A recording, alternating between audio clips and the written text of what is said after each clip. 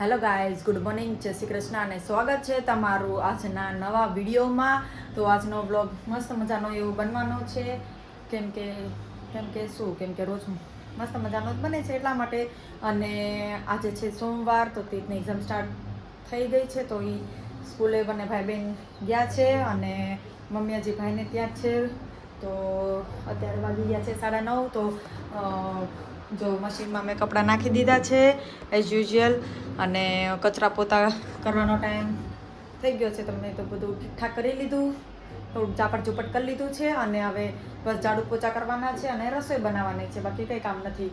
પણ એટલામાં જ છે ને 11, 11:30 થઈ જશે ને પાછો સ્કૂલે છોકરાઓને લેવા જવાનો ટાઈમ થઈ જશે, અને પછી આવીને પાછો બપોરનો ટાઈમ થઈ જશે. એવું છે કંઈક આજનું. તો ચલો કચરા પોતાને એવું કામકાજ કરી લઈએ.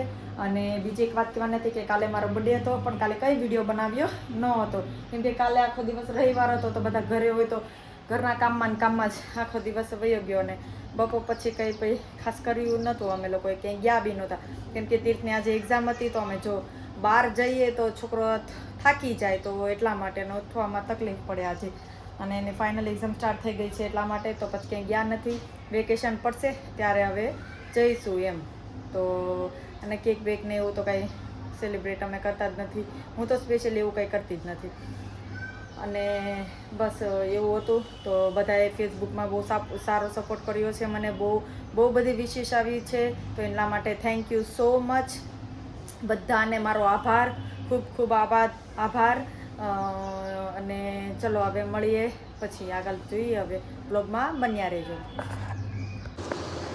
હેલો ગાઈઝ, તો જો અહીંયા પહેલાં શાકની તૈયારી કરી લીધી છે મેં વિચાર્યું કે પહેલાં છે ને શાક મૂકી દઉં, તો શાક ચડતું થાય ને ત્યાં પછી કચરા પોતા કરી લીધું, કેમ કે પછી છે ને છોકરાઓને લેવા જવાનો ટાઈમ થઈ જાય ને તો થોડું લેટ થઈ જાય, પછી આવીને 12 વાગી જાય, પછી ખાલી રોટલી જ કરવાની બાકી રહે ને એટલા માટે.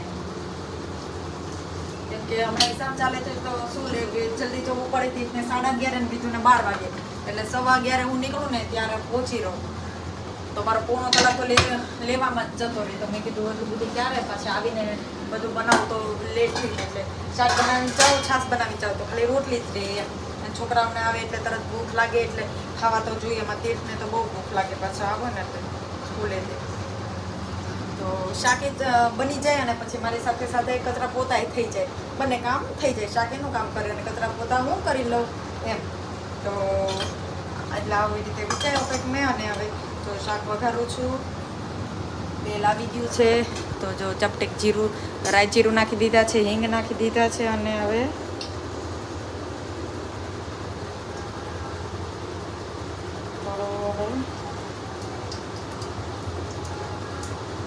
શાક બનાવવાનું છે દૂધીનું.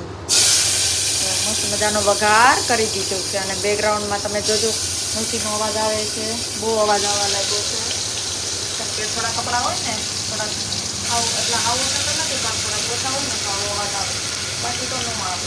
ચલો હવે શાક બનાવી લઉં. હેલો મિત્રો, તો જો વાગવા આવ્યા છે 1:30 અને અમે બધા જમવા બેસી ગયા છીએ. તો જમવામાં હા ધીમે ધીમે કે કટ થતા જાય છે. તો છે જમવામાં દૂધીનું શાક, રોટલી, માખણ, અને આજે કેરીનો આવી રીતે કંઈક અમે કર્યું છે સંભારા જેવું. સંભારો નહીં પણ આવી રીતે કર્યું છે, આથણું ચોળી છે, ને અહીંયા સંભારિયા મરચાં બી છે, શાક અને છાશ છે. અને પાસે તરબૂચ લઈને બેઠ્યા છે કે જમીને છે ને તરબૂચ ખાવા થાય. તૂટી જાય બટા, તૂટી જાય. માખણ બી જેને ખાવું હોય તો માખણ. તો ચલો હવે જમી લઈએ. તો ચલો જમવા, જમીને મળીએ. હલો ગાઈસ, તો જો 6 વાગવા આવ્યા છે અને અત્યારે જો છોકરાઓ બધું કેવું કર્યું હતું એવું. મેં કીધું હવે રમકડા રમીને જતા રહ્યા છે, કીધું નીચે રમવા જતી રહે ને તેથી ટ્યુશન ગયો છે. મેં કીધું લાવ થોડુંક સરખું કરી લઉં. તો બાબલાને છે ને બધાને ગોઠવી દઉં ઘડીક વાર. બાબુને અહીંયા મૂકી દઉં, વિધુ પાછી આવે ને ત્યારે રમવા જોઈએ. અને આ બધા બ્લોક્સ છે ને ભેગા કરીને એના બોક્સમાં મૂકી દઉં. છોકરા છે ને એમને રમણ ભમણ કરીને જતા રહે, કંઈ ખબર તો પડે નહીં કે પછી મૂકવું એમ. કંઈ થાકી જાય ને તો ન મૂકે. મેં કીધું લાવ આજ મૂકી જ દઉં. હમણાં પાછા આવશે 15-20 મિનિટમાં, પછી પાછા બ્લોક્સ લેશે.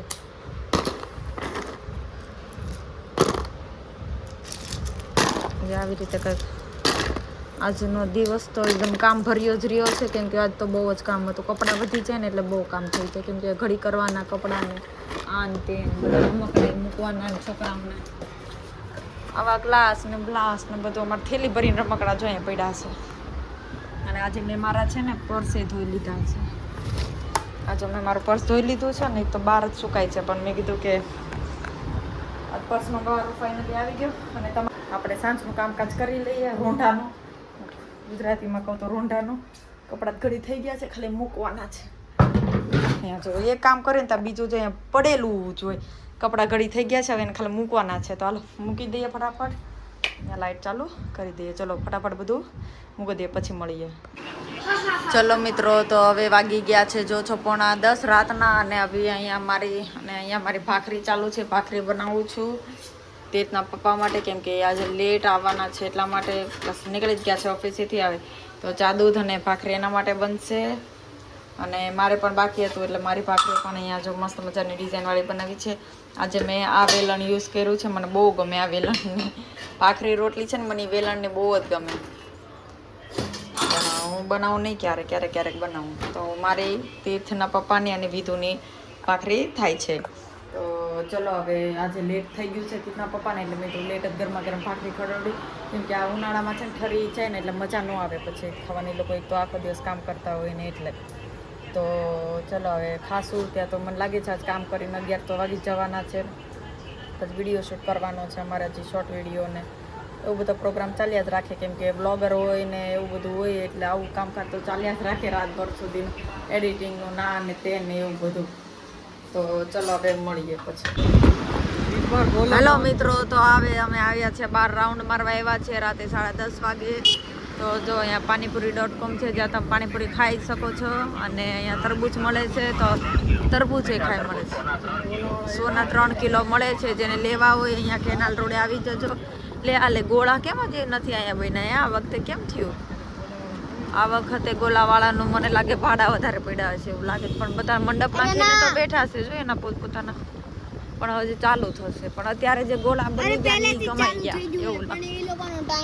9 વાગે તો ચાલુ છે બેટા. આ વખતે અહીંયા ગોલા નથી એટલે માનો બીજા લોકોને તેજી આવી ગઈ. એ ધીમે ધીમે બહુ વાર લગાડી. અત્યારે ચાલુ થઈ જવા જોઈએ ગોલા, ખબર છે તમને? અત્યારે બીજા જો આ રોડે કેટલા ગોલાવાળા થઈ ગયા, એ લોકોને કમાણી થઈ જાય ખરું. કેમ કે અત્યારે સ્ટાર્ટિંગમાં જ વધારે બધા બહુ ખાય. લચ્છી પીવા લચ્છીવાળા ગોતીએ છે. અને જો તમે યોગી ચોકમાં રહેતા હોય કોઈ બી, અને યોગી ચોકમાં કોઈ ફેમસ લચ્છીવાળો હોય તો જરા કમેન્ટ કરીને કહેજો. તમે કાલે આવશું પાછા ગોતવા. ઓલા યોગી ચોકે આમ જવું પડે.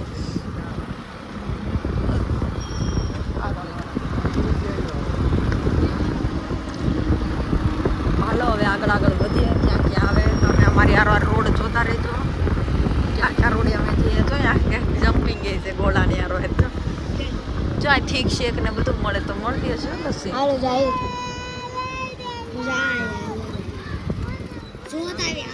હાલો 50 રૂપિયાનો ગોળો ખાતા હોય છોકરા, કુદકા મારતા હોય. ટેટી હોય. ટેટી કેટલાની કિલો છે? તમે કેટલી લેવા હતા? 100 રૂપિયાની 1.25 કિલો. ટેટી બહુ મોંઘી છે. એની કરતાં તરબૂચ 100 રૂપિયાના 3 કિલો આવે છે. તો હાલો હવે અમે તો અહીંયા ક્યાંક નીકળ્યા છે. કોને ખબર ક્યાં રસ્તે નીકળ્યા જાય છે. બિલ્ડિંગ તો બહુ મોટી મોટી દેખાય છે.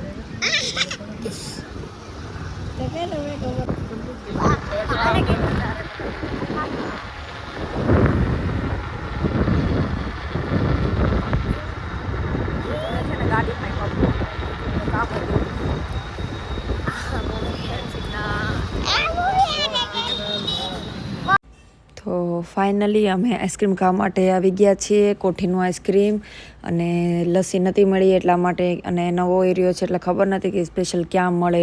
અમે ઘણી ગોતી પણ ક્યાંય મળી નહીં. તો છેલ્લે એવું નક્કી કર્યું તીર્થે ને તીર્થના પપ્પાએ કે કોઠીનું આઈસ્ક્રીમ ખાવું છે. તો મેં કીધું ચાલો કંઈ વાંધો નહીં. તો જો બધા કોઠીનું આઈસ્ક્રીમ માવા મલાઈ લઈ લીધું છે, કેમ કે સિમ્પલ જ છોકરાઓને ભાવે ને એટલા માટે સિમ્પલ જ લીધું છે. તો ચલો અમે એન્જોય કરી લઈએ. અને તમે બી વિડીયોને એન્જોય કરીએ તો વિડીયોને લાઇક કરી દેજો, શેર કરી દેજો અને સબસ્ક્રાઈબ કરી દેજો.